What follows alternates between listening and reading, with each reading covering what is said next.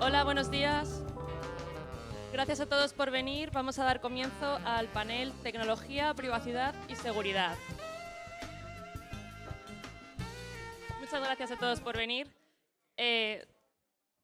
Tengo que decir en primer lugar que es el primer panel que modero, con lo cual discúlpenme cualquier error que haya y sean amables conmigo.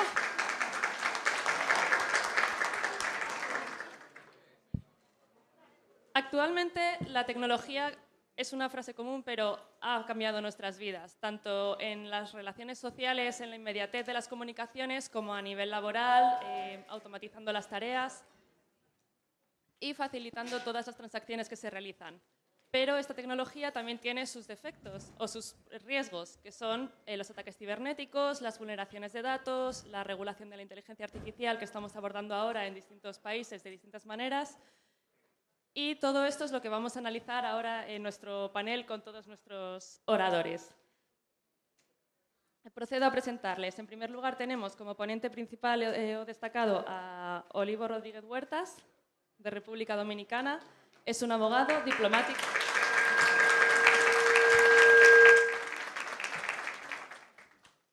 Es abogado, diplomático y fue embajador de la República Dominicana en España entre 2017 y 2020. Cuenta con una amplia experiencia en derecho internacional, aporta una visión estratégica sobre los marcos regulatorios y la diplomacia tecnológica.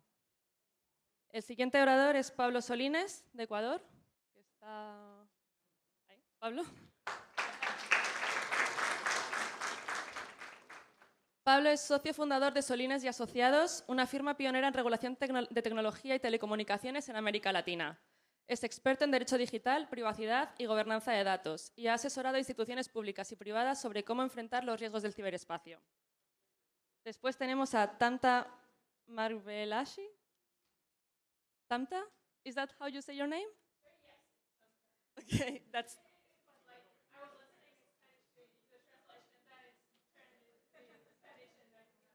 Sorry, yeah. Please, un aplauso para Tamta. Tamta es directora de la práctica de competencia, capitales y mercados financieros en Nodia, Urumashili and Partners.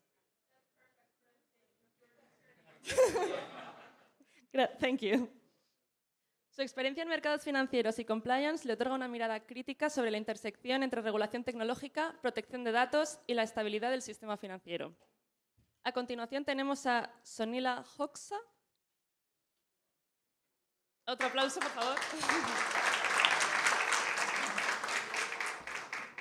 Sonila es jueza en comisión de servicio del Tribunal Supremo de Albania.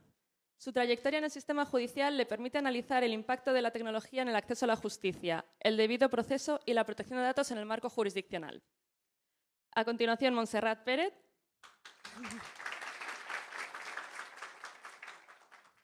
Montserrat Pérez es directora de la presidencia del Tribunal Constitucional. Además, es experta en Derecho Constitucional y Nuevas Tecnologías y analiza cómo los derechos fundamentales se ven desafiados y protegidos en la era digital. Andrés Ruiz.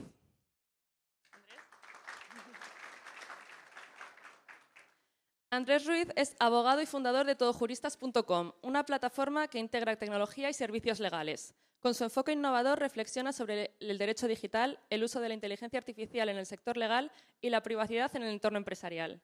Y por último tenemos a Pascal Peña Pérez.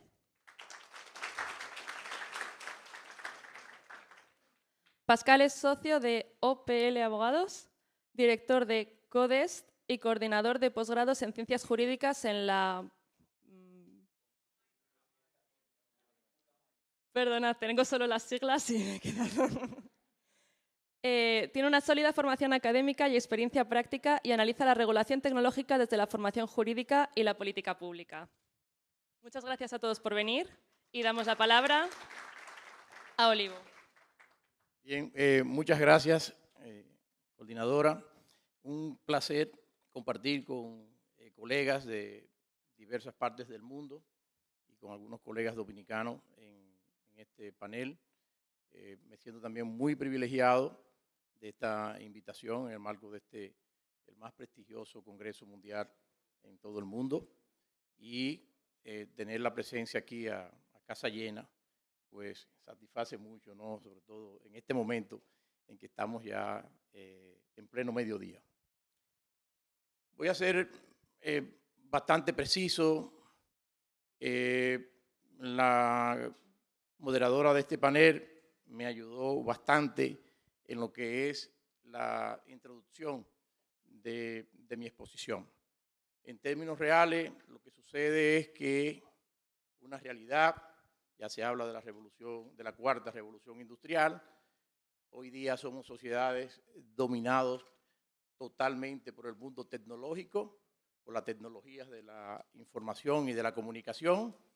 Esto es buenísimo porque ha permitido también colocar en nuestro estadio de desarrollo a la humanidad y lo beneficia en múltiples campos.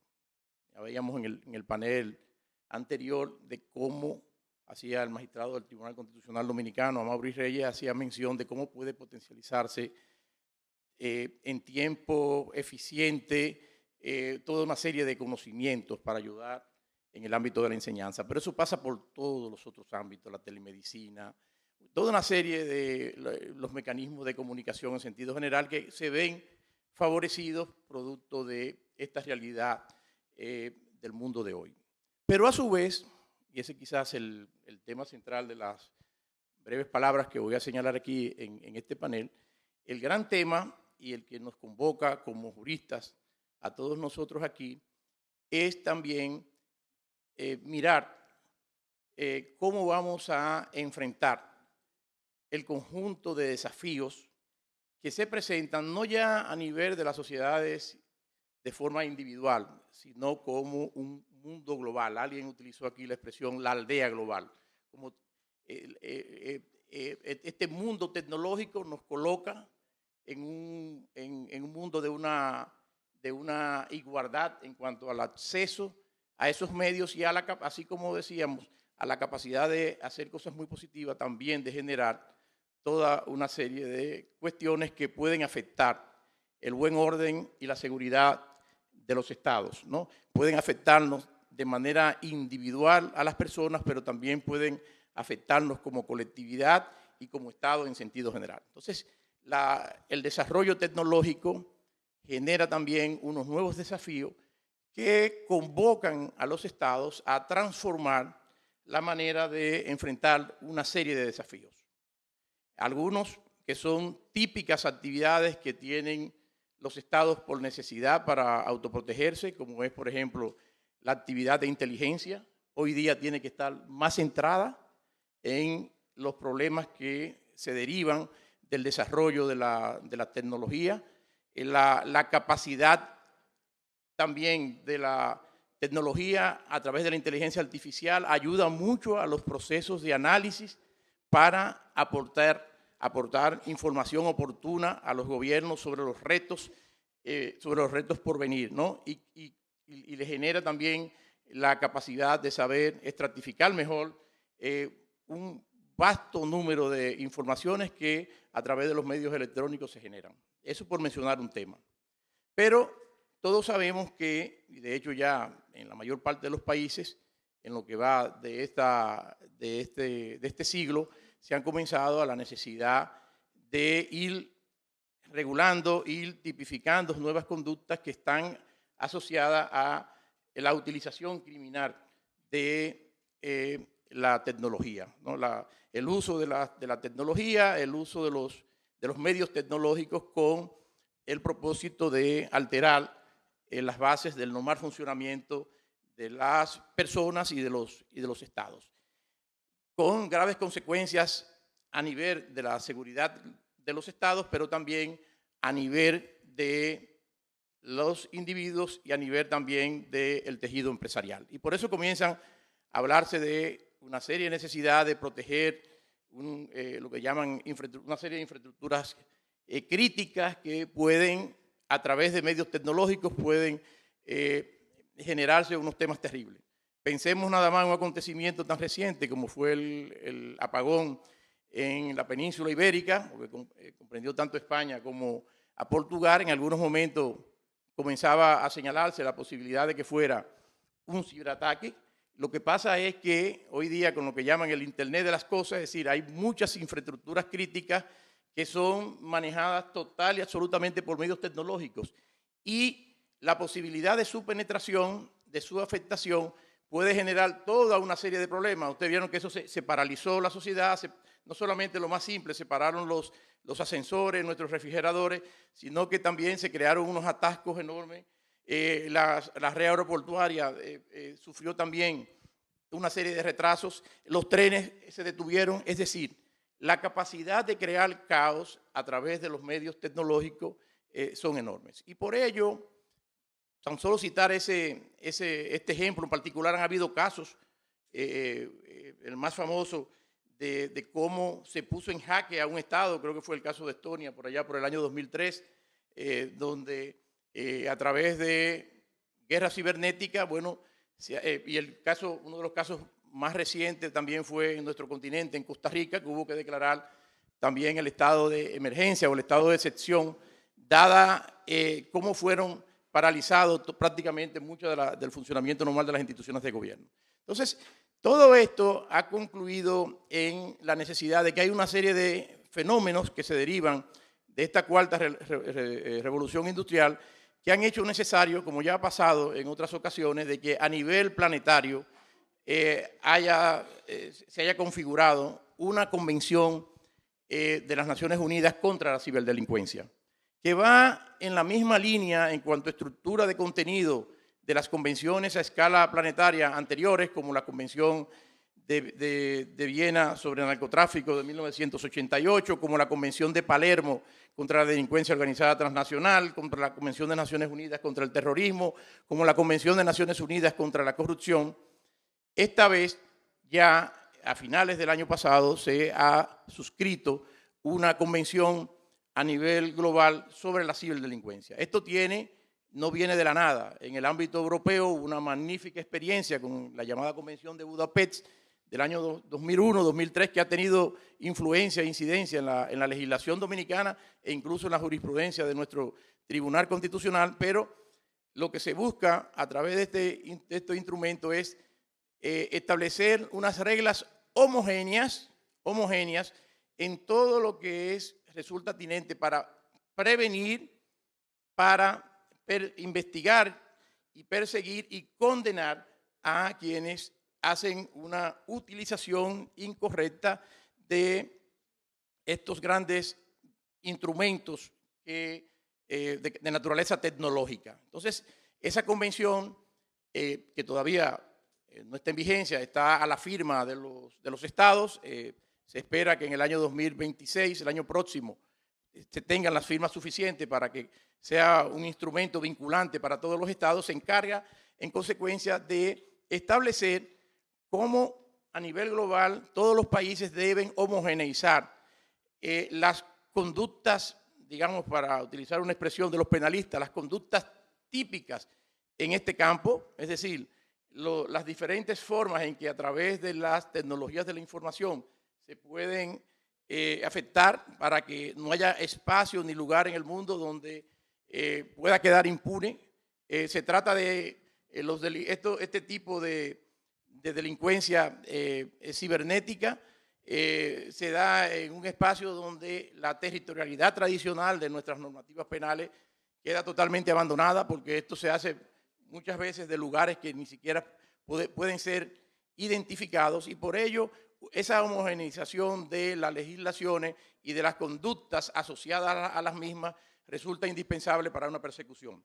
Pero además se establece y se preocupa por detallar adecuadamente una serie de obligaciones que tienen que cumplirse en materia de asistencia y de cooperación judicial internacional, una serie de técnicas de investigación, el compromiso de que todo lo que sean prestadores de servicios tengan obligaciones de conservar información. Insisto, todo esto, aunque está establecido en esta convención, realmente viene ya dentro del espacio de la Convención de Budapest de principio de este siglo. Pero ello insiste también, como las demás convenciones internacionales que mencionaba, en un régimen homogéneo de asistencia y de cooperación judicial internacional y también de ayuda para el decomiso de los bienes que son generados con las múltiples actividades delictivas a las que se asocian estos fenómenos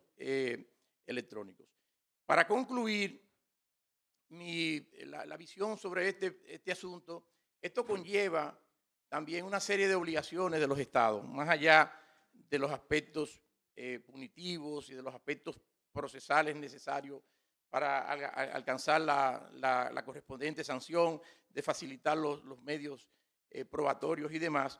Y es que todos los estados tienen la obligación hoy día realmente de tener que anticiparse a los fenómenos. Lo ideal es que los hechos horrendos que pueden derivarse del mal uso de las tecnologías de la tecnología y de la información y de las comunicaciones, lo ideal es anticiparse. Por eso iniciaba mi intervención hablando de la importancia para quienes realizan actividad de inteligencia como analistas esenciales del Estado para prevenir los distintos riesgos y los mecanismos preventivos que deben permanentemente estar adoptándose. Y en esto no se puede lograr eficacia en esto sin un compromiso público-privado. Hoy día sabemos que son empresas privadas las que colaboran, las que coadyuvan, las que brindan, las que prestan una gran serie de servicios donde se almacenan y se utilizan todos estos datos.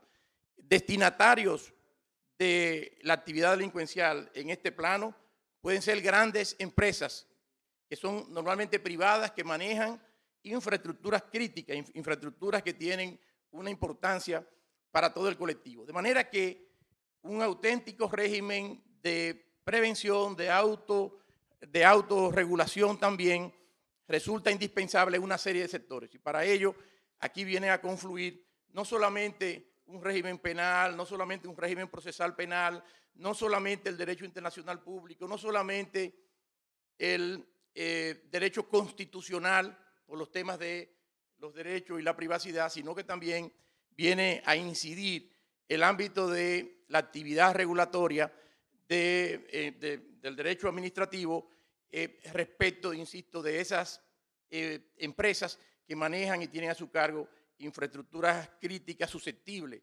de ser utilizadas por la delincuencia cibernética para generar grandes problemas y grandes desafíos. Esas eran más o menos algunas ideas que quería dejar aquí planteado en de cómo está siendo afrontado. Pero fíjense, la convención se firmó ahora a finales del año pasado, diciembre del año 2024. Muchas gracias.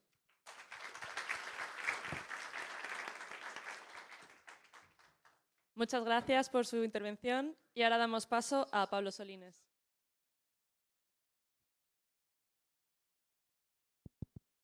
Hola.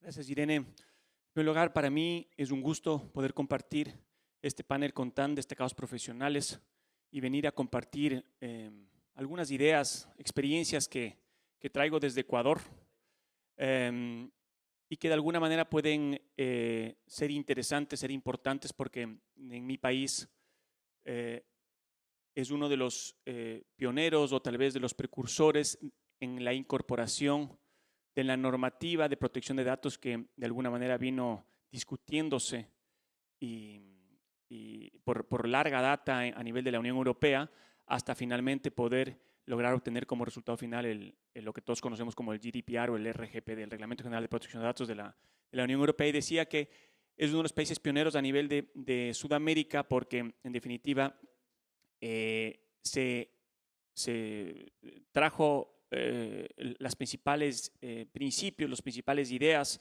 que incorporó GDPR a nivel de la Unión Europea en nuestra legislación, y en ese sentido pues los temas de discusión que se tratan pues a nivel europeo también se los está ya tratando en nuestro país, y en este sentido pues claro, en un espacio reducido de tiempo, ¿no? Dado la cantidad de mesas y panelistas que podemos aportar con ciertas ideas, dije, bueno, ¿qué puedo dejar al menos plasmado en este espacio, ¿no? Que nos pueda ser de utilidad y sobre todo tratar algún tema de relevancia, sobre todo vinculado con la protección de datos personales?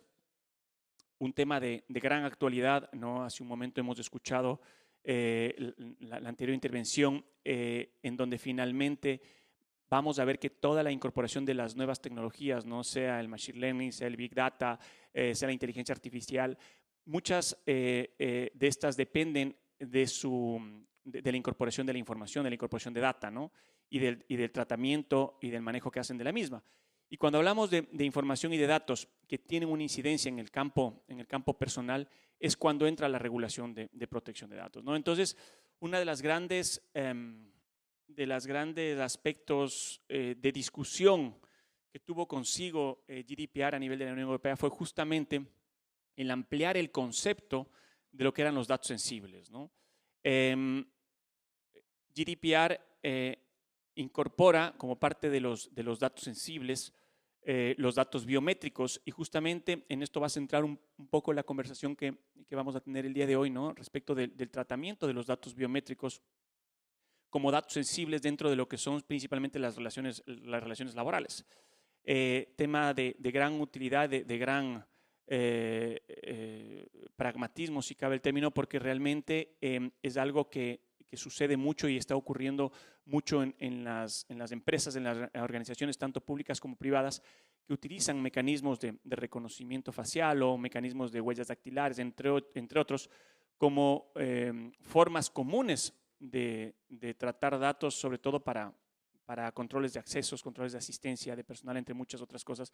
Y esto tiene una connotación muy importante desde el punto de vista regulatorio, ¿no? ¿Por qué? Porque, en definitiva, cuando hablamos de GDPR y cuando hablamos ya de regulaciones o de normativa de Sudamérica, como la ecuatoriana, ahora la Brasil, y bueno, son tendencias que se están dando, porque no nos olvidemos que a nivel regulatorio en protección de datos, quien está marcando de alguna manera la tendencia regulatoria es la Unión Europea, ¿no? Debido justamente a la vertiente del sistema continental, a la que los países latinoamericanos nos hemos adherido. Y en ese sentido, pues, decía que la tendencia es empezar a tratar ya estos temas con la importancia que exige, con la importancia que requiere, porque definitivamente el tratamiento de datos sensibles a nivel ya regulatorio es un tema bastante cuestionado, es un tema que ha sido susceptible de una regulación bastante más específica, bastante más particular. Y cuando decimos bastante más específico o particular, tenemos que partir del hecho de que el tratamiento de datos sensibles viene de alguna manera a trastocar los principios que están detrás de la regulación en materia de protección de datos, porque el principio general de los datos sensibles es que hay una prohibición expresa del tratamiento. Entonces, si es que existe una prohibición expresa del tratamiento de datos sensibles, en las que se incluyen los datos biométricos, en las que se incluyen los datos genéticos, lo primero que tenemos que analizar es en qué casos sí que se podría tratar, y justamente la regulación establece un marco de excepciones a fin de que en casos muy particulares y muy específicos puedan ser tratados los datos sensibles. Entonces, al haber incorporado los datos biométricos como parte de la categoría de los datos sensibles, 1, y 2, al establecer como el estándar regulatorio el no tratamiento de los datos sensibles y el no tratamiento de los datos biométricos, tenemos que pasar a analizar en qué casos específicos o excepcionales la normativa me permitiría realizar el tratamiento de datos sensibles. Y ahí es cuando entramos ya en una serie de problemas mucho más específicos cuando nos vinculamos al campo laboral. Porque ¿qué es lo que nos dice GDPR y qué es lo que nos dicen las nuevas regulaciones que vienen detrás de GDPR? Y es que básicamente estos casos excepcionales para tratar datos sensibles se circunscriben a muy pocos, y entre ellos los que podrían ser aplicables al campo laboral es el consentimiento, pero es un consentimiento reforzado que tiene que dar el colaborador o el empleado dentro de una organización. Podría ser la primera base legitimadora o el primer sustento jurídico para poder realizar un tratamiento de datos sensibles. Sin embargo, si es que yo no estoy en el campo del consentimiento reforzado o el consentimiento explícito denominado, tendría que buscar otra base legitimadora. Y esta otra base legitimadora puede ser probablemente aplicable en aquella que se refiere al cumplimiento de las obligaciones de orden laboral o de seguridad social. Entonces, si es que yo tengo estas dos bases legitimadoras que son las que permiten el tratamiento de datos sensibles, en este caso de datos biométricos en el campo de una relación laboral, tenemos que pasar a hacer otro tipo de análisis mucho más particulares, mucho más específicos, y es aquellos principios que sustentan el tratamiento de datos personales dentro de una organización. Y ustedes van a ver que GDPR a nivel europeo, cuanto la normativa que sigue la tendencia de protección de GDPR, han reconocido expresamente como uno de los principios básicos de la protección de datos el de proporcionalidad y el principio de minimización. Entonces, cuando tratamos estos principios de proporcionalidad y minimización, que seguramente Andrés también los comentará en su intervención cuando trate sobre los temas de reconocimiento facial, vamos a revisar y analizar el hecho de que en aplicación de estos principios podría cuestionarse las bases legitimadoras que yo señalaba hace un momento, tanto el consentimiento explícito cuanto del cumplimiento de una obligación legal o de seguridad social para el tratamiento de datos biométricos como datos sensibles. Y justamente se cuestiona aquello, en primer lugar, y desde el punto de vista del consentimiento, porque es entendido que en una relación laboral el consentimiento de por sí puede nacer viciado. ¿Y por qué puede nacer viciado? Porque existe una suerte de subordinación o de dependencia y de posiciones que no son equiparables entre el empleador y el trabajador. Siendo así, ¿no?, se entiende cómo un trabajador podría otorgar un consentimiento voluntario y libre. Si es que no lo hace, podría ser sujeto eventualmente de un despido, de una terminación de una relación. Entonces, el cuestionamiento es, ¿el consentimiento es suficiente para poder realizar el tratamiento de datos sensibles? Es decir, yo como organización establezco un sistema de control biométrico, por ejemplo, de la huella dactilar para controlar la asistencia de mi gente, de mi personal. Pero basados en esa simple finalidad, que sería el control de asistencia, la finalidad justifica realmente el tratamiento de datos tan complejos y tan delicados como son los datos sensibles. ¿Por qué datos complejos? ¿Por qué datos delicados los datos biométricos? Porque obviamente permiten la identificación inequívoca de la persona. Si es que existe la posibilidad de que se filtre esa información, por eso son datos sensibles, se filtre esa información, podríamos incluso desde el punto de vista de la seguridad hablar de suplantación de identidades, ¿no es cierto? Y eso sería un tema muy, muy delicado, muy grave. A través de los datos biométricos también se podrían identificar, por ejemplo, la raza de una persona, que también es considerado dato sensible. Es decir, que cuando nosotros hablamos de la finalidad que se está persiguiendo a través del tratamiento de datos biométricos, en este caso las huellas dactilares que les ponían de ejemplo, estamos realmente justificando el tratamiento de los mismos a través de la finalidad que persigue, es decir, del control de asistencia de personal. Y nos vamos a dar cuenta que esto podría trastocar el principio de proporcionalidad y el principio de minimización de datos, que hablaba hace un momento. Con lo cual, estamos viendo que ya desde el punto de vista normativo,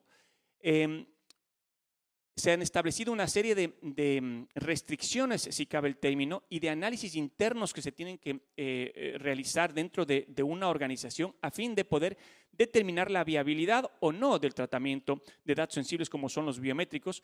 En primer lugar, analizando el principio de proporcionalidad y el principio de minimización de datos. Luego, la base legitimadora que podría sustentar ese tratamiento de datos a los que me he referido. Y finalmente, definitivamente para poder lograr este objetivo, realizar una evaluación de impacto. Es decir, cómo este tratamiento va a generar un impacto dentro de los derechos y libertades del titular. Estos son los análisis que se tienen que hacer para poder determinar si es que en efecto el tratamiento de datos sensibles como los biométricos dentro de una organización son susceptibles de realizarlos o no, y considerando adicionalmente los importantes pronunciamientos que ha habido a nivel de la Unión Europea, ¿no? Tenemos ya la autoridad italiana que ha cuestionado el tratamiento de datos sensibles por considerarlos desproporcionados, lo propio la autoridad francesa, la autoridad española no se diga, la autoridad sueca, la autoridad de los Países Bajos. Es decir, ha habido una recurrencia en los pronunciamientos en donde han determinado que para controles de acceso, que para controles de asistencia, la utilización de datos biométricos como un mecanismo eficaz para cumplir esa finalidad es excesivo. y de alguna manera han vinculado el tratamiento de los datos biométricos, y con esto ya voy terminando, justamente al afán de establecer mecanismos de control vinculados a la seguridad, ¿no? Entonces, no es lo mismo que yo, a nivel de un banco, por ejemplo, en donde tengo que asegurarme que la persona que va a ingresar a resguardar la bóveda tenga que someterse a un control biométrico, ¿no es cierto?, a que yo simplemente lo haga en una institución pública para controlar que un empleado o que un colaborador llegue a tiempo, ¿no? Entonces, desde esa perspectiva, la autoridad europea sí que ha podido identificar los distintos elementos para poder determinar si es que la finalidad justifica ese trato proporcional de los datos sensibles o no. Bueno, esas ideas las quería compartir y espero que haya sido de su utilidad. Muchas gracias.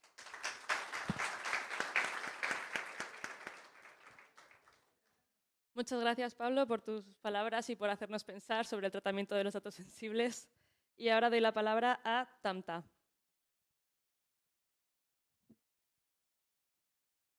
Thank you, Irene, and I guess I don't need this one right now.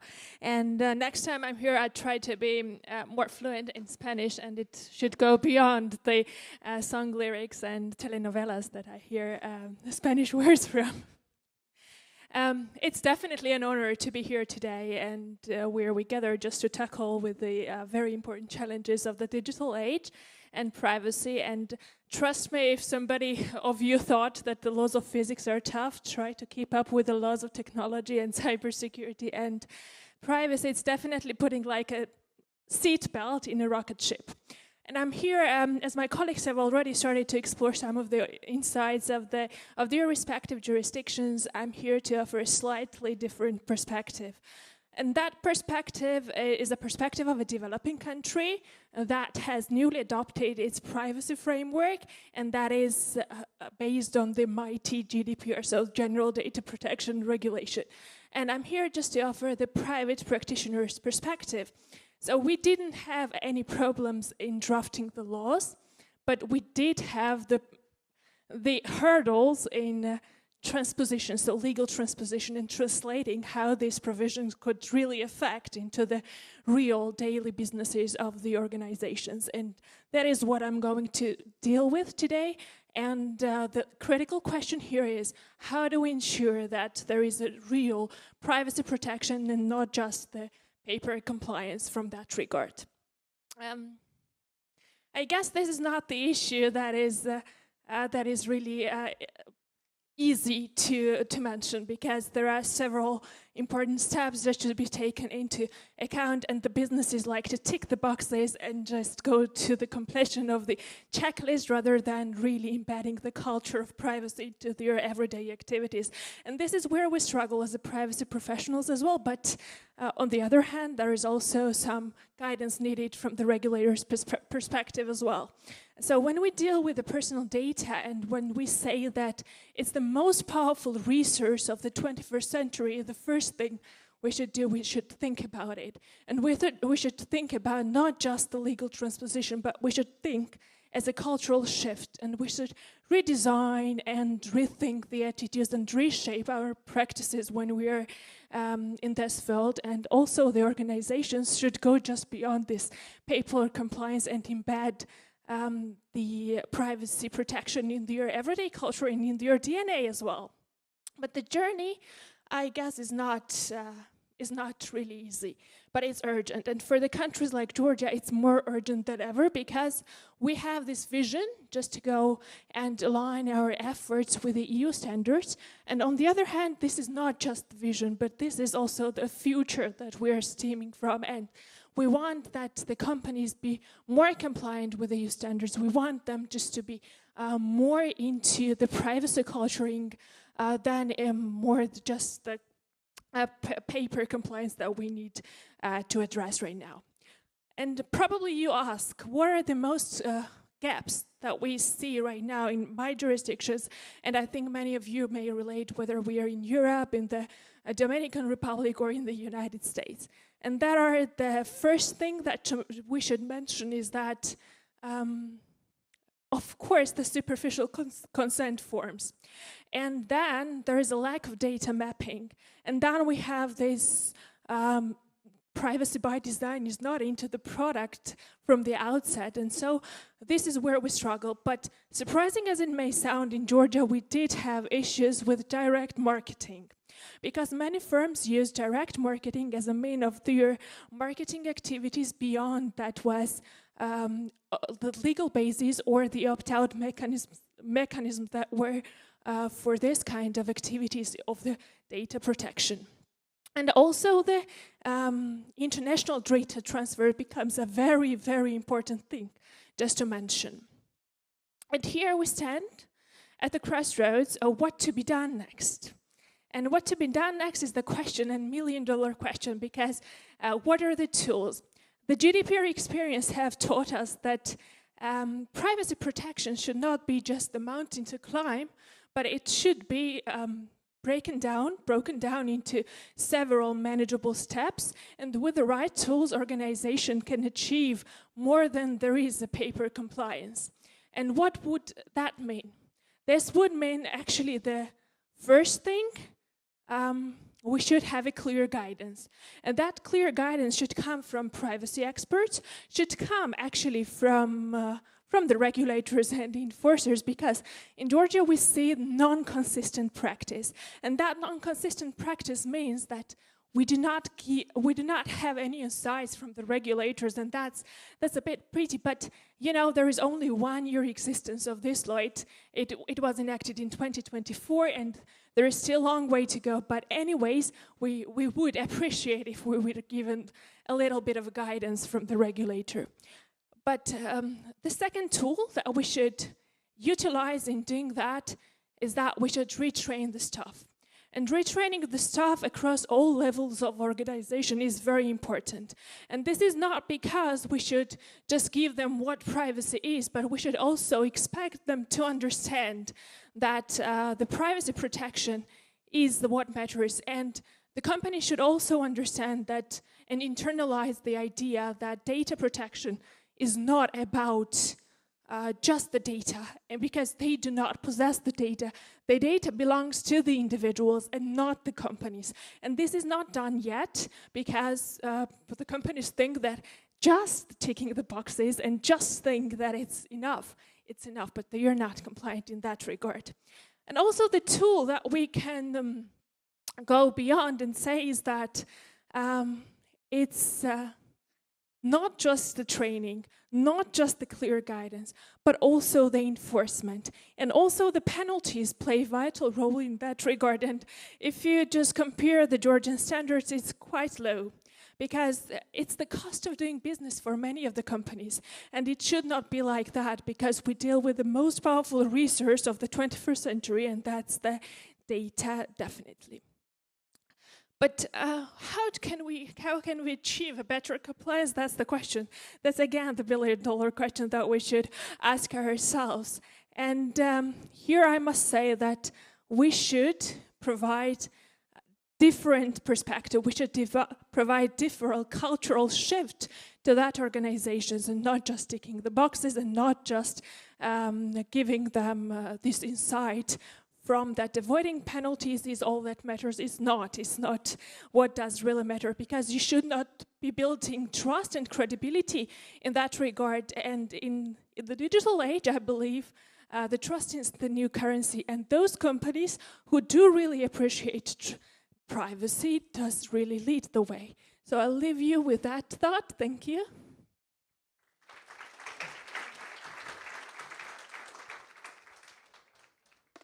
Thank you, Tamta. I also think that the data belongs to the individual, and we should have stricter rules to protect it. Le decía a Tamta que yo estoy de acuerdo con su presentación de que los datos pertenecen al individuo y que las compañías actualmente se benefician de los consentimientos que existen ahora mismo para ceder los datos, y que quizá deberíamos revisar de nuevo esos procedimientos y esas salvaguardas que se establecen. Sonila, si quieres comenzar.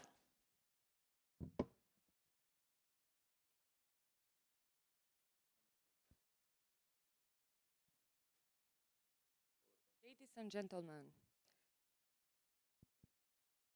today we stand at the crossroads of a digital revolution and a justice revolution. The question before us is not merely legal, it is fundamental. Can courts ensure public safety without sacrificing digital privacy? The SkyCC case in Albania demonstrates how encrypted messages, previously seen as unbreakable, became key evidence to dismantle a structured criminal group involved in murder, corruption, and organized crime. SkyCC was designed for secrecy. Its modified devices disabled cameras, GPS, and microphones, while messages self-destructed within 30 seconds under end-to-end encryption. In 2021, a French-led investigation breached SkyCC servers, decrypting millions of messages and exposing a global criminal network. Among the suspects were Albanian nationals, prompting Europol to alert Albanian Special Prosecution Office. The Special Prosecution Office sought pretrial detention for suspects, including the appellant, based amongst other evidence on SkyCC messages. The evidence revealed great offenses: the murder of a citizen, preparation for further murders, active corruption, illegal possession of firearms, all allegedly committed as a part of a structured criminal group. The first instance court authorized detention under Albania's Criminal Procedure Code, citing reasonable suspicion. The Court of Appeal and Supreme Court later affirmed this decision, but not without rigorous scrutiny. Supreme Court's key findings are as follows: admissibility through international cooperation. The Supreme Court underscored the foundational role of international judicial cooperation, stating, "International cooperation in criminal matters is based on solidarity among states.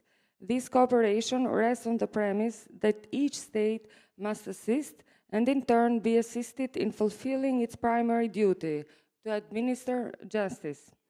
In this regard, international cooperation in criminal matters enables states to transcend territorial jurisdiction, thereby facilitating the realization of penal justice. Evidence collected by French authorities during their own proceedings was deemed compatible with Albanian law, as cross-border cooperation presumes mutual trust in fundamental rights compliance. The court rejected claims that SkyCC messages constituted unlawfully intercepted communications. It clarified the distinction between static data, stored messages retrieved from servers, and dynamic data, real-time interceptions.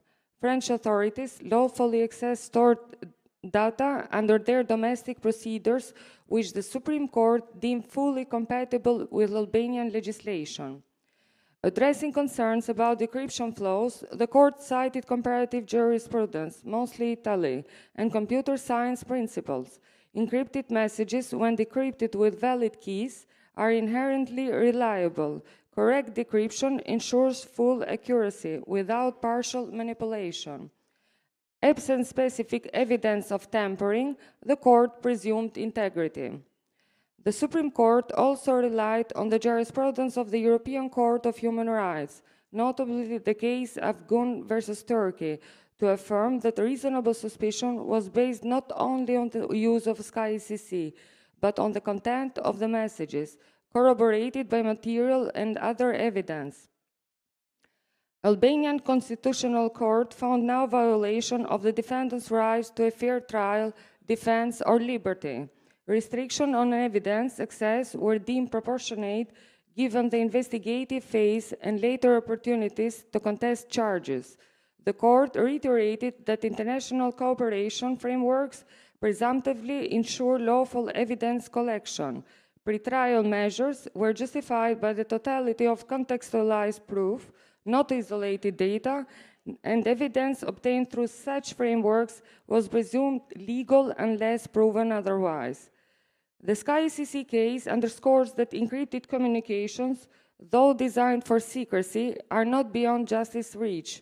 The question is not whether such evidence should be admissible, but how its use aligns with the rule of law, procedural fairness, and fundamental rights.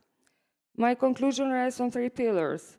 First, evidence from encrypted networks is admissible when acquired via mutual legal assistance frameworks. The principle of mutual recognition, enshrined in European Union Directive and the Council of Europe Convention, presumes compliance with fundamental rights, unless proven otherwise. This presumption is not absolute, but relative, requiring rigorous judicial scrutiny to ensure foreign procedures do not violate core legal principles, such as the right to defense or fair trial. The Albanian legal system distinguishes between collecting new evidence and circulating pre-existing evidence. Articles of Albanian Criminal Procedure Code allow prosecutors to rely on evidence lawfully obtained from other proceedings, or abroad if domestically permissible. The burden falls on the defense to provide evidence of rights violation to avoid frivolous challenges, yet ensure accountability for abuses. Courts must verify that letters rogatory were justified. Evidence aligns with constitutional guarantees, example, proportionality under Albania's constitution, and decrypted messages retain integrity. Comparative jurisprudence confirms encrypted data linked to valid decryption keys are inherently reliable, absent tampering allegation.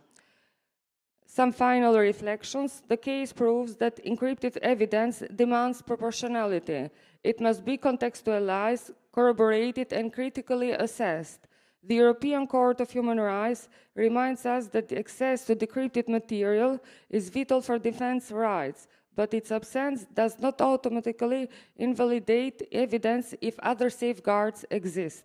In closing, the Albanian court's approach, affirming the admissibility of SkyCC messages while mandating strict compliance with international and constitutional standards, offers a blueprint for harmonizing privacy with security.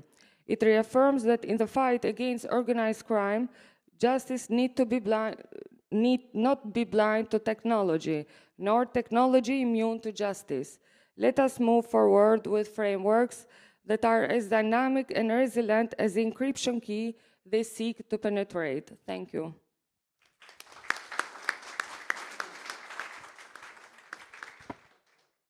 Thank you, Sonila, for your works and for remarking the need for collaboration with technology and among different institutions in this new cybernetic world where we are all connected and technology just so fast crosses boundaries and countries. So thank you. Bueno, muchas gracias a todos por escuchar las palabras de Sonila. Se relacionan bastante con el punto que señalaba el embajador al principio de su ponencia, de la necesidad de colaboración tanto con la tecnología, tanto de la justicia con la tecnología como de las distintas estados y organizaciones entre ellos para poder abordar este tema que actualmente es mundial y supera todas las fronteras. A continuación, Montserrat.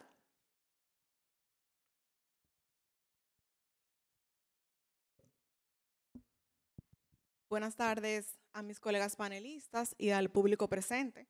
Para mí es un honor formar parte de este panel. Dentro de mi ponencia abordaremos un poco sobre el tema de la protección de datos, que ya los demás también han mencionado, y sobre todo el derecho al olvido digital dentro del contexto de las redes sociales que a todos nos interesan. Bien, dentro del contexto del desafío digital que hoy enfrentamos, tenemos primero el derecho de protección de datos personales que tiene como prerrogativa que nosotros como internautas o como ciudadanos podamos decidir, determinar y acceder por nosotros mismos a las cuestiones relativas a nuestros datos personales que se encuentran en la web.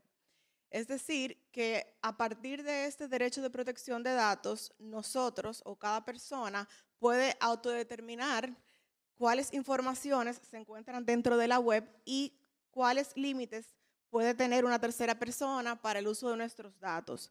Este derecho de protección de datos también nos da la facultad para verificar cuáles datos el tercero puede recabar, cuál es el tratamiento que va a recibir, y aquí surge entonces el tema relativo al derecho al olvido como un mecanismo hacia la protección a la privacidad, siempre en torno a la hipernecia que se encuentra en las redes y en los medios digitales. El derecho al olvido surge básicamente para que el internauta o nosotros como ciudadanos podamos tener un mayor control del tratamiento de los datos que se realizan en la web, los medios digitales, las hemerotecas digitales y los buscadores, y en este caso las redes sociales, sobre nuestros propios datos. De igual forma, el derecho al olvido también surge como un cierto remedio a la vulneración de derechos como el derecho al honor, a la intimidad, a la propia imagen y a la privacidad que tenemos nosotros. En cuanto al tema de las tecnologías emergentes, las redes sociales y sobre todo la datificación masiva que hoy tenemos en el contexto digital, con el surgimiento de las nuevas tecnologías, como mencionaron en un panel anterior, la revolución 4.0, el acceso a dispositivos y mecanismos de comunicación, el Internet of Things, como mencionó nuestro orador principal, se ha derivado una justa y una gran preocupación general y la necesidad de regular actividades, protocolos y procesos que utilizan en esencia datos.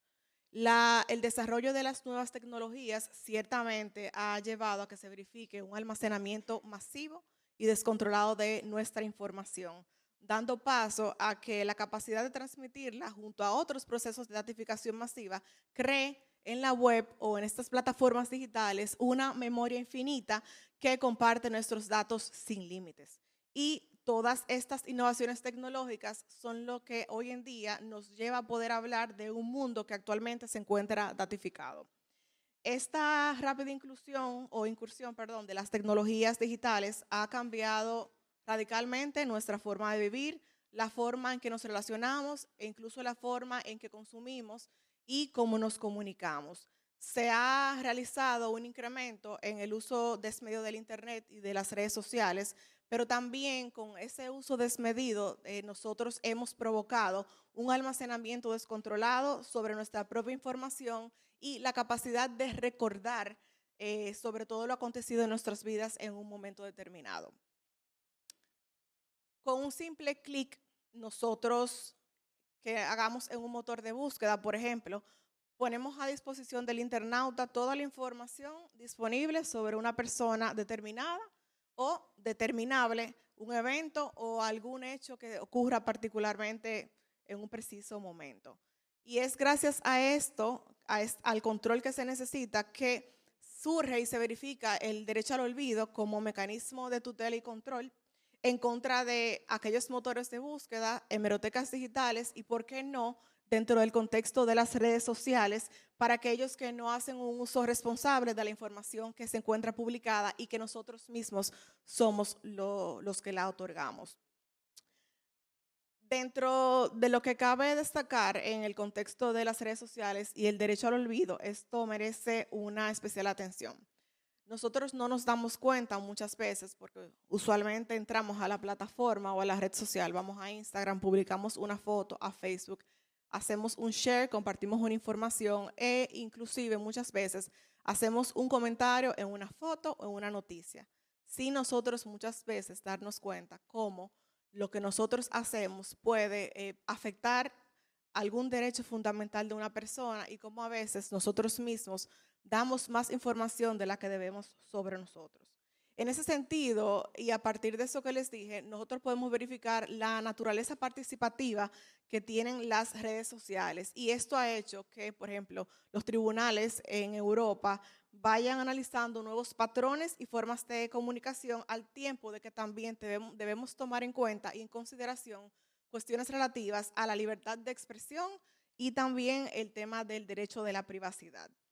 Este fácil acceso a las redes sociales ha generado aspectos negativos porque se convierten generalmente, o en muchas ocasiones, en un medio por excelencia para la circulación de datos que no autorizamos, en difamación, en cyberbullying, como muchas veces verificamos, y esto se hace con un simple share que al final de cuentas termina siendo parte de la memoria infinita de la red social, no solamente del internauta, porque ya se queda en nuestra mente, sino también dentro de la misma plataforma. Es importante que tomemos en cuenta que las redes sociales tienen dos tipos de usuarios. Y hago mención de esto por la protección que otorga, por ejemplo, el Reglamento General de Protección de Datos de la Unión Europea, lo cual no existe en nuestro país, estamos un poco en pañales, pero bien, nosotros tenemos dos tipos de usuarios en las redes sociales. Tenemos el usuario privado, que es el usuario común y corriente, es el que sube su foto diaria, la foto que se toma bebiendo el café, comparte fotos de su familia y de su diario vivir. Pero también tenemos el usuario que utiliza las redes para promoción de un negocio o su comercio. Dentro del contexto del marco europeo, el Reglamento General de Protección de Datos, en este caso, solamente protege al usuario que comercializa y que tiene un perfil abierto. Sin embargo, también tenemos que prestar atención al hecho de que el usuario que mantiene un perfil privado también puede verse, que algunos de sus derechos puedan verse vulnerados en algún momento. Es por esto que entendemos también que debe verificarse un fortalecimiento de los derechos fundamentales en el sentido de que ante este cambio de paradigma debemos de delimitar y verificar el grado de afectación que esta transformación digital va ejerciendo sobre algunos derechos, como por ejemplo el derecho de acceso a la red, de identidad digital segura, del derecho a la intimidad y al honor y sobre todo a la autodeterminación que nosotros tenemos dentro de las propias redes. ¿Cuál es la problemática que surge en las redes sociales y por qué entra el derecho al olvido? Esto se verifica generalmente cuando sin consentimiento de la persona circulan datos que se obtuvieron a través de la misma red o plataforma social y se utilizan para otros fines que no son los que establece el tratamiento. Si bien es cierto que el tratamiento lo hace la red social, nosotros como internautas también interferimos en cuanto a esto, porque se afecta entonces la privacidad, la intimidad y la imagen de la persona. Y es aquí donde sale el derecho al olvido como el vehículo o el mecanismo para solicitar que se eliminen aquellos datos personales que circulan no solamente en estos motores de búsqueda y hemerotecas digitales, sino también en cualquier otra plataforma que pudiera implicar una afectación a la intimidad o a la imagen de la persona. También tenemos otra situación y cuestión a tomar en cuenta, y es cuando la información que se encuentra, por ejemplo, publicada en línea de una persona, se encuentra desactualizada, no se corresponda con la realidad actual y permanezca fija e intangible no solo en el motor de búsqueda, sino también en la red social, que es lo que generalmente casi ocurre. Si hay una noticia que, por ejemplo, a usted le afecta, yo estoy segura que si la noticia fue hace un año y usted revisa en Instagram, algún diario digital, la noticia todavía se encuentra ahí y no ha sido actualizada a la realidad. Bien, esta facilidad de acceso a las redes sociales muchas veces genera esos aspectos negativos que hemos visto por el tema de la circulación de datos personales que no han sido autorizados. También a través de las mismas nosotros compartimos ideologías y también revelamos datos sensibles y se verifican características personales y físicas de las personas que son divulgadas. Algo muy importante de nosotros como internautas es que tenemos un interés tan específico por utilizar las redes sociales y es un uso tan diario que le damos y rápido que nosotros hemos generado o caemos siempre en el acepto sin leer cada vez que nosotros ingresamos a una plataforma digital. Y con este acepto sin leer, nosotros no nos damos cuenta que cedemos ante estas plataformas ni verificamos las consecuencias de esta sesión de información o de datos personales en términos de contenido dentro del ámbito de la privacidad y de los datos personales. Este acepto sin leer que nosotros aceptamos, por así decirlo, son contratos de adhesión que se encuentran previamente redactados por el medio digital o la plataforma y el usuario o acepta o no y con ello accede o no a la plataforma, pero la plataforma nunca le va a dar una opción de desistir de ciertas condiciones. Es por eso que por ahora el derecho al olvido es la herramienta que ahora mismo entendemos que sería más o menos imprescindible en el ámbito de la red social, pues con esto podemos exigirle a la plataforma que divulgue o no la información de una manera masiva, siempre y cuando se traten de aspectos de datos personales. siempre me pregunto, pero ¿es borrada totalmente, o nos preguntamos si es borrada totalmente la información que como usuario nosotros eliminamos? Hay un caso muy famoso, ocurrió en Irlanda. Un usuario de Facebook solicitó que fuera eliminada la información o sus datos personales de su propio perfil. Facebook eliminó la información de su perfil y le entregó una memoria o un USB con esta información. Sin embargo, él verificó otra vez, la persona vuelve y verifica la información de su perfil y se dio cuenta que Facebook, si es verdad que la eliminó de su perfil, conservó la información que ellos habían borrado. Y a partir de ahí, esa persona inició una serie de acciones contra Facebook ante la Comisión de Protección de Datos de Irlanda, porque es fácil borrar la información del perfil, pero no de la base de datos de la plataforma digital. Y eso es lo que generalmente ocurre de igual forma con las hemerotecas digitales, que si usted solicita la desindexación o que se elimine su información, por ejemplo, de la página web del periódico X, si usted lo busca en el buscador en Google, no va a aparecer, pero si usted entra al periódico y lo busca, su nombre continúa apareciendo. También es bueno indicar que esta eliminación de datos muchas veces puede ocasionar censura y entrar en conflictos con otros derechos fundamentales, como por ejemplo el derecho a la información, que no solamente es que comporta recibir información y dar información y nosotros estar informados. Y también la libertad de expresión que tienen los ciudadanos. Por ejemplo, en Europa, la corriente se inclina un poco más hacia la protección del internauta, pero por ejemplo, en Estados Unidos siempre hay una mayor protección al derecho a la información o a la supremacía que tiene la libertad de prensa en este país. Ya para ir concluyendo, en cuanto al caso dominicano, la jurisprudencia per se no ha reconocido como tal la figura del derecho al olvido en sus decisiones judiciales. Nosotros aún nos encontramos en pañales en cuanto a esto. Sí tenemos una ley, pero ya esta ley no se adapta a la realidad que vivimos y cómo va avanzando la tecnología. Pero sí quiero mencionarles que la jurisprudencia dominicana, tanto de la Suprema Corte de Justicia y del Tribunal Constitucional, sí ha abordado de forma indirecta el contenido del derecho al olvido y ha tratado decisiones y emitido decisiones que tutelan la dignidad humana, la intimidad de la persona, el honor y sobre todo la autodeterminación informativa. El tribunal se ha referido en varias ocasiones a la cuestión de la autodeterminación informativa para medios digitales.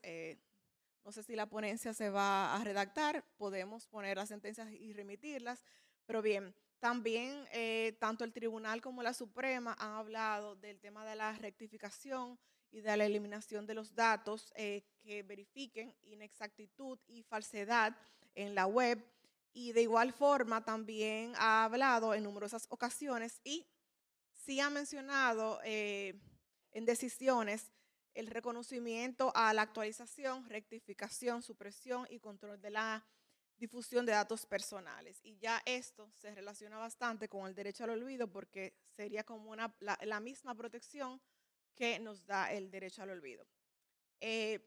También podemos conversar sobre que, por ejemplo, ¿es realmente el olvido un derecho al olvido?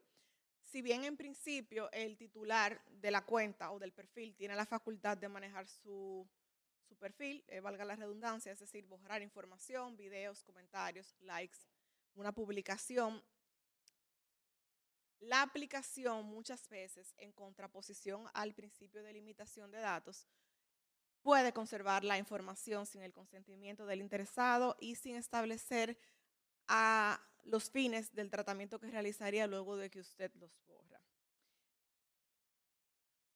También el desarrollo tecnológico en esta era digital facilita y trae como consecuencia de que estos datos se conviertan en información y podamos tener, por ejemplo, un acceso al diario vivir de cada ciudadano, el acceso a sus fotografías, imágenes, audios, localización, likes en redes sociales, con las personas con las cuales hace contacto. Y en cuanto al tema de los datos, Bueno, nosotros tenemos tan poca conciencia de lo que significan nuestros datos que nosotros los regalamos.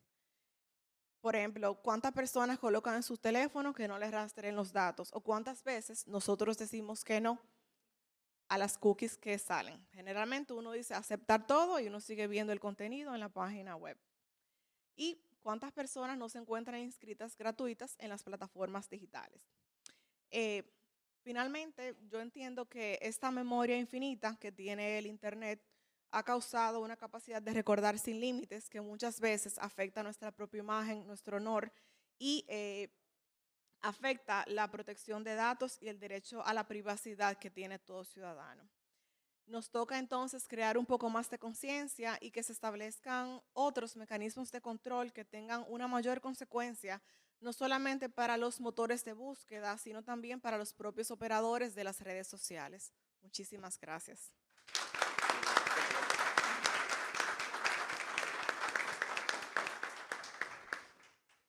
Muchas gracias, Montserrat, por tus reflexiones sobre la necesidad de la privacidad en las redes sociales y la dificultad del derecho al olvido cuando quedan todos los datos guardados. Andrés, si puedes comenzar tu presentación. Hola, ¿se oye? Vale. Bueno, muchas gracias. Es un placer estar aquí con todos vosotros. Yo voy a ir bastante rápido. Ya se ha dicho bastante en esta mañana pues, sobre la filosofía que hay detrás de la privacidad, sobre cuestiones más concretas. Yo voy a hablar un poco del tratamiento de reconocimiento facial. Pero primero, por continuar un poco con lo que hablaba Montserrat, quiero poner algunos ejemplos de este tratamiento que todos seguramente que estamos aquí hemos realizado sin, como se ha dicho antes, ser conscientes de que somos objetos de este tratamiento. Tratamiento de reconocimiento facial puede ser cuando pues, todos tenemos ahora mismo el móvil y desbloqueamos el móvil con nuestra cara, ¿no? Puede ser también cuando, bueno, y esto nos facilita, ¿no? Es un mecanismo que nos facilita esa conexión con nuestro teléfono. También el reconocimiento facial cuando, pues, por ejemplo, un empleado de una central nuclear, antes de entrar a una determinada parte de la central, hay una normativa que le permite a esa empresa, en este caso a esa central nuclear, escanear a esta persona para que el que entra ahí sea efectivamente el que tiene que entrar y no otro. O puede ser también cuando, pues por ejemplo, entramos a un gimnasio, ¿no? y el gimnasio nos hace un escáner de nuestra cara para poder entrar ahí y poder acceder. Y previamente ha tenido que, por supuesto, tomar una foto nuestra que está dentro de una plantilla biométrica guardada por un gimnasio, ¿no? Pero también es un tratamiento de reconocimiento facial cuando, pues por ejemplo, en países asiáticos, la policía, ¿no? Esto ya existe, tiene gafas que lo que le permiten es realizar pues seguimientos biométricos de las personas que compara con bases de datos existentes de pues, personas que están condenadas por terrorismo o tienen delitos. ¿Qué ocurriría ahí, por ejemplo, si pues, ese policía pues, arresta a una persona que no es la persona que debe ser o si recibe un disparo, por poner un ejemplo, ¿no? Este tipo de tratamientos, lo que ocurre muchas veces es, cuando hablábamos del derecho de accesión, es que no, las personas que somos objeto del tratamiento no somos conscientes y no somos conscientes de que no solo es los ejemplos que he puesto como pues, desbloquear un móvil, sino que también lo que está ocurriendo hoy en día es que estamos entrando en un centro comercial y hay empresas que cuando nosotros estamos mirando determinados carteles publicitarios están creando patrones biométricos de nuestra cara y están detectando cuál es nuestro estado de ánimo frente a un anuncio que nos están mostrando. O cuando pues, vamos circulando, pues, en Europa no pasa porque la videovigilancia y las cámaras de vigilancia son competencia exclusiva de los fuerzas y cuerpos de seguridad, pero en países asiáticos ocurre que vas por la calle y no existe una circulación indiscriminada de personas. Hay tecnologías que controlan todos tus movimientos y saben en todo momento lo que estás haciendo, ¿no? Más allá de eso, lo que está ocurriendo, me salgo un poco del reconocimiento facial, ¿no? Pero ya existen compañías aseguradoras que, por ejemplo, en el ámbito de la privacidad, están valorando si yo, por ejemplo, tengo en mi móvil la localización y yo todos los días voy de mi trabajo al gimnasio, esa herramienta ya sabe que yo soy una persona deportista, ¿no? Por poner un ejemplo. Pero además, si esa persona detecta que yo voy todos los días del trabajo y voy y pago en un establecimiento de comida rápida, las compañías aseguradoras ya están evaluando esto para crear perfiles sobre nosotros, para pues, modificarnos los seguros, ¿no? Establecer un precio distinto. O si, por ejemplo, detecta una localización de que yo vivo en un barrio que considera, en este caso, la herramienta, por mi localización, que tiene un poder adquisitivo más alto, se me están ofreciendo productos de una forma distinta a una persona que viva en otro barrio. Esto ya está pasando, es decir, nosotros estamos navegando en Internet y no somos conscientes de esto y podríamos tirarnos mucho rato poniendo ejemplos muy concretos, ¿no? Esta es la parte filosófica. Luego está la parte de la práctica de los abogados que nos dedicamos a esto. ¿Qué ocurre en Europa? Como decía antes Pablo, el Reglamento General de Protección de Datos, el Reglamento Europeo, sirve de inspiración a muchas otras normativas, pues en este caso de América Latina, América Central, y es verdad que es uno de los sistemas más garantistas que existen en el mundo. ¿Qué ocurre en la práctica? Que el Reglamento General de Protección de Datos ha sido desarrollado por todos los Estados miembros, es decir, cada uno de los Estados miembros utiliza esa normativa base y crea una normativa que desarrolla para su propio país ese reglamento. Entonces tenemos el reglamento general y tenemos luego normativa de cada uno de los países individualmente. ¿Qué ocurre además? Que la normativa europea establece una serie de entidades como el Comité Europeo de Protección de Datos que publican guías, publican directrices, ayudan a interpretar el reglamento. Entonces tenemos el reglamento, la normativa de cada país y entidades europeas que interpretan el reglamento. Pero es que además cada propio país tiene su autoridad de protección de datos.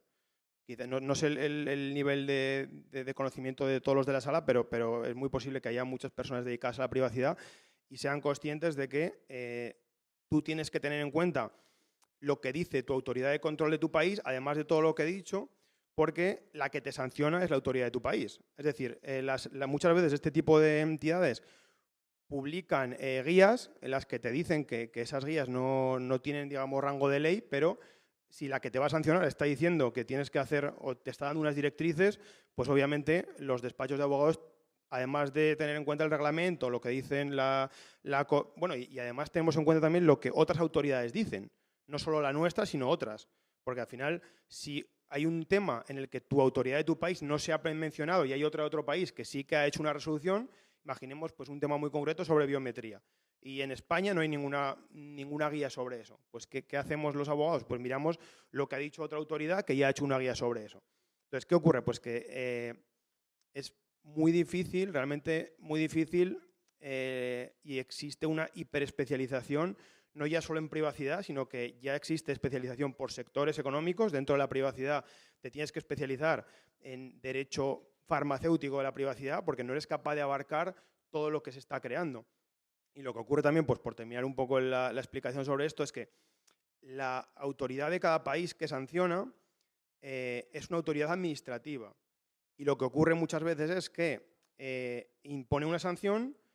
Posteriormente, la persona afectada por la sanción recurre agotando la vía administrativa ante un tribunal contencioso administrativo que igual ese tribunal contradice lo que dice la agencia española. Entonces, el abogado que está representando a ese cliente no sabe muchas veces pues, dónde tiene que estudiar, por así decirlo, el caso, ¿no? Es muy complejo. Esto es un poco me he extendido un poco de esto y casi no he llegado todavía al reconocimiento facial. El reconocimiento facial, es un tratamiento biométrico que simplemente voy a dar unas pinceladas centrándome sobre todo en los principios, ¿vale? El reconocimiento facial debemos tener en cuenta los 3-4 principios, como todo el resto de tratamientos, que serían el principio de limitación de la finalidad. En este caso, pues, que los fines deben ser pues, claros al tratamiento que se está realizando. El principio de proporcionalidad, es decir, estamos realizando un tratamiento demasiado invasivo para lo que estamos consiguiendo. ¿Por qué si yo accedo a un gimnasio, ese gimnasio tiene que tener una plantilla biométrica de mi cara simplemente que se puede sustituir por una tarjeta o por un tratamiento mucho menos invasivo hacia mi privacidad, ¿no? Y luego me parece muy interesante el principio de Privacy by Design. El principio de Privacy by Design lo que nos dice es que en todo tratamiento no hay una única empresa que está realizándolo. Es decir, unos datos que nosotros, por ejemplo, hablo del tratamiento de videovigilancia y el tratamiento de reconocimiento facial. Existe una empresa que nos está grabando, pero puede haber un proveedor externo que sea el que almacene esos datos. Pero puede haber otro proveedor externo que sea el que cruce los datos con la plantilla biométrica. Y luego pues puede haber otro proveedor externo que se utilice para algo en concreto de todo este proceso. Entonces hay muchas empresas implicadas que el principio de Privacy by Design lo que nos dice es que todos estos operadores que forman parte del ciclo de tratamiento deberían de cumplir desde el diseño con la normativa. Es decir, la persona o la entidad, en este caso la empresa que realiza el software de grabación, tiene la misma o tiene también responsabilidad igual que la empresa que graba, igual que la empresa que lo guarda. Y todos ellos tienen que cumplir con el reglamento.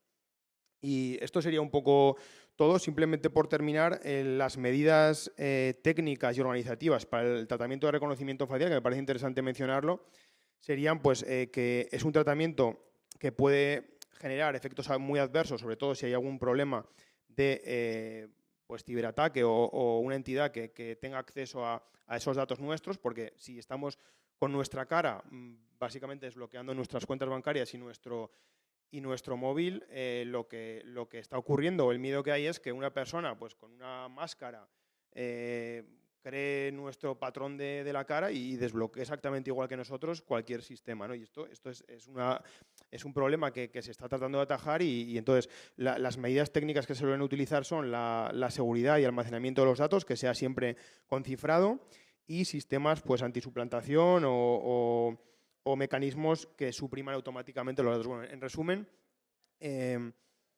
la privacidad en Europa, en este caso, es un problema que tiene muchísimas aristas y complicaciones, no solo desde la parte técnica, sino también desde la parte filosófica, ¿no? Y por mi parte esto es todo. Gracias.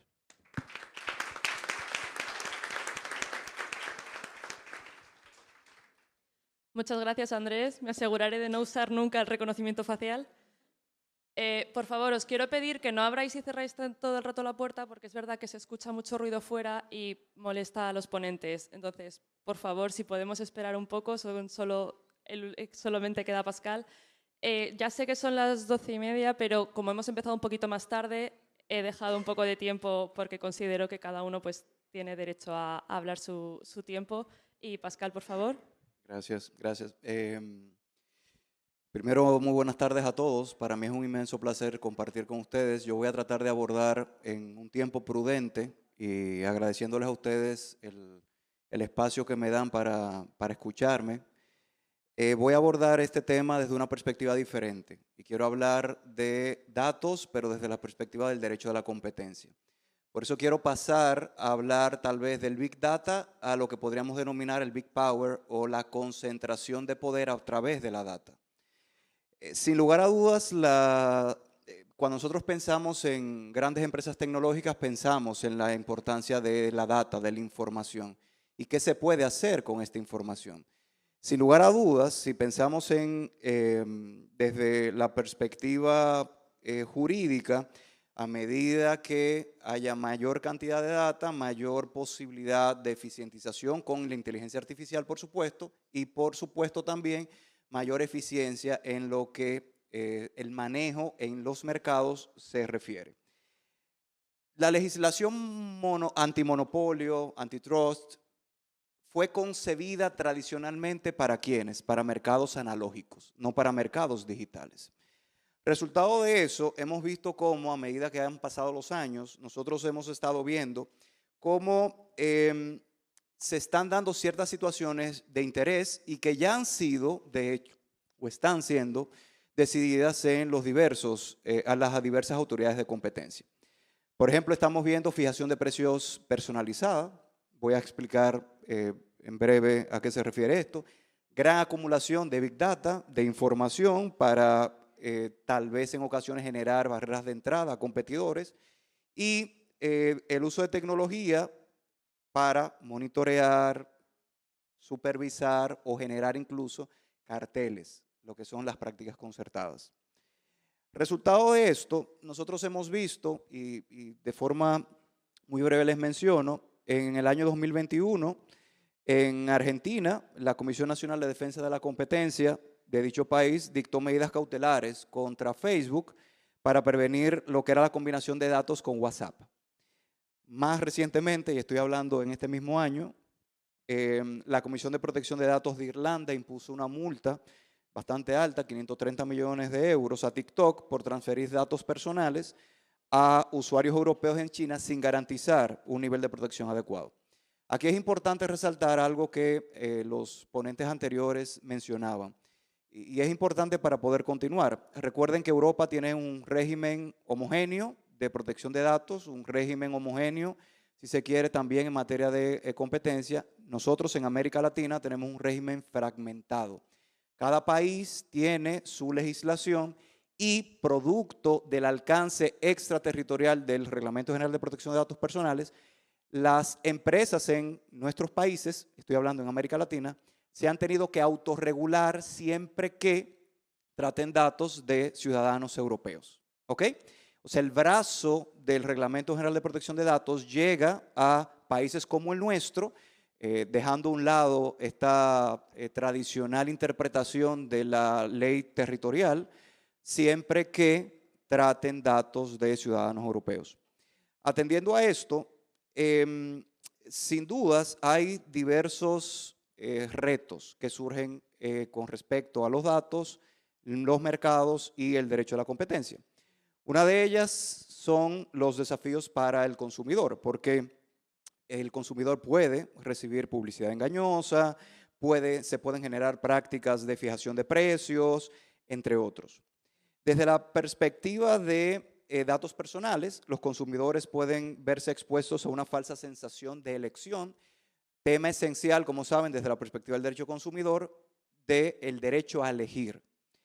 Pero también nosotros podemos ver algo muy importante, muy interesante, que aquellos que tengan mayor cantidad de data pueden generar lo que se ha denominado o lo que se denomina asimetría de información, que por supuesto el uso indebido de datos por parte de las plataformas digitales genera grandes preocupaciones porque a medida que tengo mayor cantidad de información puedo utilizarla en mi provecho y favor. Y esto a su vez genera entonces desigualdad entre agentes económicos, no solamente desde una perspectiva horizontal, sino también desde una perspectiva vertical, una competencia que se genera en ocasiones tan simples, señores, como Google no solamente compite con Yahoo, sino que Google compite también con usuarios, por ejemplo, de empresas de publicidad, porque Google también provee publicidad. Entonces, esto, como hablaba de este régimen fragmentado, tanto y diferenciado, América Latina y Europa, nosotros entonces vemos una desigualdad en la legislación con respecto a los países y por supuesto esa desigualdad se visualiza en lo que es la capacidad de monitorear y sancionar a los agentes económicos. De allí, yo quiero plantearles, y con esto voy a ir, ahí sí respetando su tiempo, y voy a ir dejando unos aspectos a considerar que pueden ser bastante interesantes. Son paradojas y desafíos que a mi parecer son esenciales en esta discusión en materia de datos, competencia y consumidor, tecnología. En primer lugar, datos puede ser considerado infraestructura esencial. En materia de derecho a la competencia, hablar de facilidad esencial o infraestructura esencial es algo como lo que sucede en ocasiones con infraestructuras como los ferrocarriles, que se les reconoce el uso a todos de un uso igualitario para todos. ¿Podría considerarse el acceso a datos como un recurso tan indispensable como una red ferroviaria o como una red eléctrica? De ser así, podríamos exigir a los proveedores de grandes volúmenes de datos, estoy hablando aquí de las Big Tech, ¿verdad? Estoy hablando de Google, estoy hablando de todas estas grandes empresas, que abran de forma pasiva el acceso a competidores bajo condiciones de no discriminación. Segundo aspecto, privacidad versus interoperabilidad. Y esto es un tema interesante porque aquí vemos entonces la contradicción de nosotros hablar desde la perspectiva del derecho a la protección de datos, el derecho a la privacidad, pero también de la importancia del desarrollo de la tecnología. Invocar la protección de datos se puede convertir en una traba para el desarrollo de la tecnología con respecto específicamente a aspectos como la portabilidad de información, la transferencia internacional de datos, entre otros.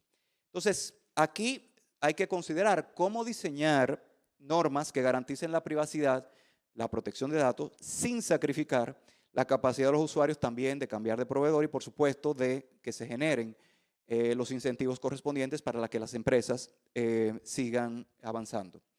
3, existe la posibilidad de que los sistemas de inteligencia artificial compartan patrones de comportamiento. Esto es muy interesante porque se conecta a lo que los panelistas anteriores hablaban. Recuerden que hablar de datos, algoritmos, de Big Data, es generar mayor información y esto a su vez, a través de los algoritmos, tiene la posibilidad de crear perfiles, etc. Resultado de eso, y aquí debemos analizarlo desde nuestras legislaciones, sobre todo en América Latina, insisto, que tenemos un régimen fragmentado. ¿Estamos nosotros como país, como región, preparados para hablar de colusiones algorítmicas? Prácticas que hoy escapan a la legislación tradicional de antitrust. Nosotros podemos hablar al mismo tiempo de discriminación algorítmica como práctica anticompetitiva. Y de hecho, se puede utilizar datos, ya lo decía, para crear perfiles, para segmentar o para denegar incluso servicios de manera selectiva. Deberían las autoridades de competencia equiparar estas prácticas a los abusos tradicionales, precios predatorios, etc. Si nosotros hacemos esta evaluación desde la perspectiva de nuestra ley 4208 y posiblemente, cuando hablo de la ley 4208 para los que son de otro país, es nuestra ley general de defensa de competencia, igual la de la mayoría de los países de América Latina, no parecería que estaríamos en capacidad de hacerlo, porque definiciones tan claves como mercados relevantes no podrían ser enmarcadas dentro de las figuras que tiene nuestro régimen tradicional. Jurisdicción. ¿Cuál sería la jurisdicción competente para las empresas? ¿Qué mecanismos de cooperación internacional podríamos utilizar, tal vez desde la perspectiva del derecho internacional privado, el forum shopping, para poder ejecutar adecuadamente sancionar? El rol proactivo de las autoridades de competencia. Nosotros, más allá de sancionar, deberían las autoridades de competencia monitorear activamente la concentración de datos. Activamente, proactivamente debería hacerlo, tal vez para las grandes empresas. ¿Cómo coordinarse con las agencias de protección de datos, sobre todo en regímenes como República Dominicana y los de América Latina, donde no hay, insisto, un régimen homogéneo legislativo? Y por último, y no menos importantes, recuerden que hemos hablado de datos y hemos hablado, y creo que todo el mundo tiene claro la importancia de los datos, de la información. Si un usuario en la actualidad paga, entre comillas, el acceso a una plataforma con sus datos, ¿no deberíamos tal vez considerar, reevaluar la manera en que se está pagando esos datos? Y básicamente la pregunta es la siguiente: ¿necesitamos nuevos métodos de valoración basados que no sea precio, sino en riesgo tal vez o en potencial de exclusión en el derecho de la competencia? Dicho esto, e insisto, respetando el tiempo, y sé que este tema puede generar muchas dudas, puede generar muchas pasiones, y es un tema, me parece, sumamente interesante porque genera de forma transversal aspectos con los diversos temas aquí tratados. Quiero solamente resaltar que las plataformas tecnológicas evidentemente se necesitan, inteligencia artificial necesita seguirse desarrollando, nuestras legislaciones necesitan ir avanzando, pero también las autoridades, nuestras autoridades de competencia necesitan ir acorde con los mercados correspondientes. Muchísimas gracias.